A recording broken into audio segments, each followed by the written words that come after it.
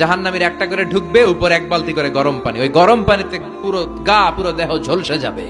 এরপরে ফেরেশতারা হাতুড়ি নিয়ে দাঁড়িয়ে থাকবে, পিটানো শুরু করবে। পিটাতে পিটাতে মাসেল গুলোর হাড্ডি গুলো থেতলে যাবে। জাহান্নামের আগুনে জ্বলতে জ্বলতে যখন চামড়া গুলো গোশতে গুলো ঝলসে যাবে, রব্বুল আলামিন নতুন করে চামড়ার গোশত গায়ের মধ্যে ফিট করে দিবে। ওই চামড়া গোশত আবার ঝলসাবে, আবার ফিট। আযাবটার মজা যেন ভালো করে টের পায়। একের পর এক শাস্তি শুরু এবার জাহান্নামে। যারা দুনিয়াতে আত্মহত্যা করছে, ছুরি মারছে, ও খালি ছুরিই মারবে। বিষ খাইছে, খালি বিষ খাবে। যে মেয়েগুলো ওড়নায় গলা পেঁচিয়ে এই আত্মহত্যা, তারা জাহান্নামের রশিতে আর ওড়নায় খালি আত্মহত্যা করতেই থাকবে। যারা স্মার্টফোনের ভিতরে ইন্ডিয়ান নায়িকাদের কোমর দোলানো ডান্স দেখেছে, অশ্লীল ভিডিও দেখেছে, জাহান্নামের গরম শিক চোখের ভেতরে ঢুকিয়ে দেওয়া হবে। যারা মিথ্যা বলতো, ওদেরকে এক লাইন জাহান্নামের ছুরি দিয়ে কুচি কুচি করে জিহ্বাটা কাটা হবে।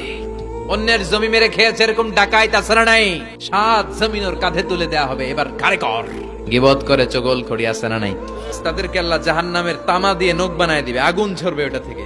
নিজেরা নিজের গালের গোশত আর বুকের গোশত টেনে কুড়ে কুড়ে খাবে। ওদের ব্যথার চিৎকারে পুরো জাহান্নামটা থারথার করে কাঁপে। যারা যাকাত দেয় নাই, জাহান্নামের টেকো সাপ, যেই সাপ কামড় দেওয়ার সাথে সাথে দেহটা নীলাভ, 70 গজ জামিনে ঢুকে যাবে। আবার সাপ ওখান থেকে ছোবল দিয়ে বের করে পা থেকে পেঁচাতে পেঁচাতে কোমরে একটা টাইট। পারবেন সহ্য করতে? আল্লাহ জাহান্নাম থেকে তুমি আমাদের বাঁচাও।